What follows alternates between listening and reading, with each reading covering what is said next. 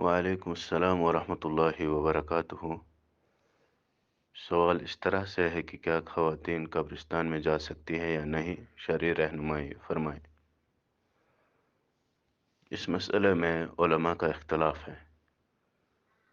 بعض لوگوں نے اس کو حرام قرار دیا اور بعض نے جائز قرار دیا۔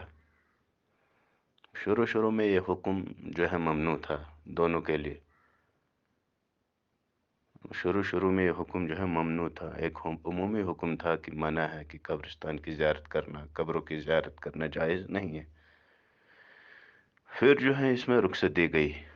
کیا فضول ہوا ہے، اب اس کی زیارت کرو، کیونکہ اس سے ایک آخرت یاد آتی، دل نرم ہوتا ہے اس سے۔ البتہ عورتوں کے لیے یہ حکم برقرار رہا، لعن اللہ زوارات القبور یا زائرات القبور، کہ اللہ رب العالمین کی لعنت ہو اس عورت پر جو قبروں کی زیارت کرے۔ تو مستورات کے لیے، خواتین کے لیے جو ہے قبر کی زیارت کرنا جو ہے زیارت کی نیت سے یہ منع ہے، یہ جائز نہیں ہے، یہ حرام ہے۔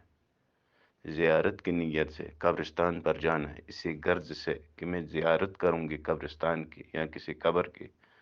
تو یہ جائز نہیں ہے۔ اس طرح جو ہے عورت کے لیے کرنا جائز نہیں ہے۔ رہا سوال یہ کہ جیسے کہ بعض نصوص میں آتا ہے کہ عائشہ رضی اللہ تعالی عنہ جب حج سے فارغ ہوئی، وہ اپنے بھائی عبد الرحمن بن ابو بکر کی قبر سے واپس آ رہی تھی، تو عبداللہ بن ابی ملیکہ نے استفسار کیا کہ کیا رسول صلی اللہ علیہ وسلم نے زیارت قبور سے منع نہیں فرمایا؟ تو ام المومنین نے یہ جواب دیا، ہاں یہ درست ہے، لیکن بعد ازاں آپ صلی اللہ علیہ وسلم نے اس میں رخصت مراحمت فرما دی تھی۔ اسی طرح جو ہے اس حدیث سے یہ استدلال نکالنا کہ ایک شخص جو ہے قبر پر رو رہی تھی، جب رسول اللہ صلی اللہ علیہ وسلم کا گزر وہاں سے ہوا تو آپ صلی اللہ علیہ وسلم نے فرمایا کہ اللہ سے ڈریے اور صبر کیجیے، یہ نہیں فرمایا کہ قبروں کی زیارت کرنا منع ہے۔ اسی طرح فاطمہ کی روایت کی فاطمہ جو ہر جمعہ کو جو ہے حمزہ کی قبر کی زیارت کے لیے جاتی تھی۔ تو اس طرح سے یہ نصوص ہیں جن سے استدلال کیا جا سکتا ہے کہ قبر جو ہے کہ عورت جو ہے قبر کی زیارت، قبرستان کی زیارت کر سکتے، لیکن جو فاطمہ والی روایت ہے آخری ہر جمعے کو جاتی تھی، وہ یہ صحیح نہیں ہے۔ اسی طرح عائشہ والی روایت جو ہے کہ وہ حج کے فراغت کے بعد اپنے بھائی عبد الرحمن بن ابو بکر کی قبر کے پاس آئی اور زیارت کی، وہاں سلام کیا، تو اس بعض روایت میں اس میں بھی ضعف ہے، بلکہ بعض روایت میں یہ صراحت ہے کہ عائشہ رضی اللہ تعالیٰ عنہ نے کہا کہ اگر اے میرے بھائی، اگر میں آپ کے غسل میں، تکفین میں، جنازے میں شریک ہوئی ہوتی تو پھر آج میں آپ اس قبر پر زیارت کرنے کے لیے نہیں آتی۔ ان روایت میں جو ہے بعض میں ضعف ہے۔ البتہ وہ روایت جو ایک عورت قبر پہ رو رہی تھی، رسول صلی اللہ علیہ وسلم نے اسے کہا کہ صبر کیجئے، اللہ سے ڈریے، وہ روایت صحیح ہے۔ اسی طرح دوسری روایت کہ رسول اللہ صلی اللہ علیہ وسلم کی رات جب عائشہ کے پاس ہوتی تو رات کے آخری وقت میں بقیع میں جاتے تھے، اور جب وہاں سے واپس آئے تو عائشہ نے کہا جب میں کروں زیارت تو میں کیا کہا کروں گے، تو رسول صلی اللہ علیہ وسلم نے ان کو کب زیارت قبور کی دعا سکھائی۔ تو ان احادیث سے استدلال کیا جا سکتا ہے کہ خواتین جو ہیں قبر کی زیارت، قبرستان کی زیارت کر سکتے، لیکن ایک قاعدہ ہے کہ جہاں تضاد ہو حدیث قولی میں اور حدیث فعلی میں۔ حدیث قولی یہ ہے کہ رسول اللہ صلی اللہ علیہ وسلم نے عورتوں کو قبرستان کی زیارت کرنے سے منع فرمایا، بلکہ فرمایا لعن اللہ زوارات القبور، کہ اللہ تعالیٰ کی لعنت ہے ان عورتوں پر جو قبروں کی زیارت کرتے ہیں۔ زوارات یہ مبالغہ کا صیغہ ہے، لیکن اس سے یہ استدلال کرنا ہے کہ جو کثرت سے عورت زیارت کرے اسی پر لعنت ہے، جو کبھی کبھار کرے یہ صحیح نہیں، کیونکہ مبالغہ کا صیغہ جو ہے مطلق و ترک کے لیے استعمال ہوتا ہے، اس میں جو ہے مطلق و ترک ہے، جیسے کہ اللہ رب العالمین کا فرمان ہے وَمَا رَبُّكَ بِظَلَّامٍ لِّلْعَبِيدِ۔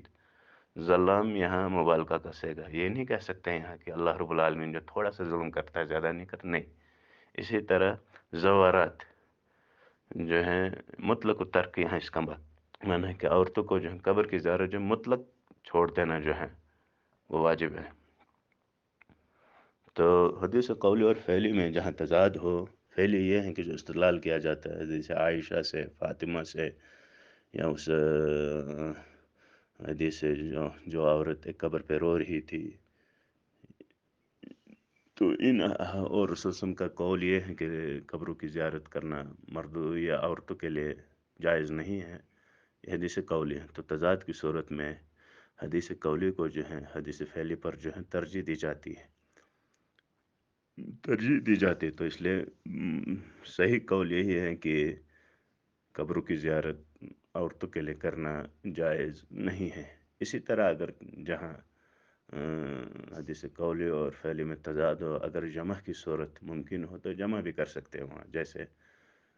جن حدیث سے یہ استدلال کیا جا سکتا کہ عورت اگر کبھی کبھار زیارت کرے تو کر سکتی ہے، تو ان کو کہیں گے اگر بغیر قصد کے، جیسے کہ بعض روایت میں جو عائشہ کا ذکر ہے، جس میں عائشہ رضی اللہ تعالیٰ عنہ کا ذکر ہے، وہ اپنے بھائی کی قبر پر گئی تھی، تو اس میں یہ بھی ذکر فمرت، یا جس میں عائشہ نے یہ کہا کہ یا رسول اللہ اگر میں زیارت کروں قبروں کی تو میں کون سی دعا کروں، تو اس میں معنی یہ ہے کہ اذا مرت بالقبور، کہ جب قبروں سے گزر ہو، تو مطلب یہ ہے کہ اگر عورتوں کا قبرستان سے گزر ہو، وہاں سے جہاں گزرنا ہوا، تو اس صورت میں وہاں سلام بھی کر سکتے اور دعا بھی پڑھ سکتے،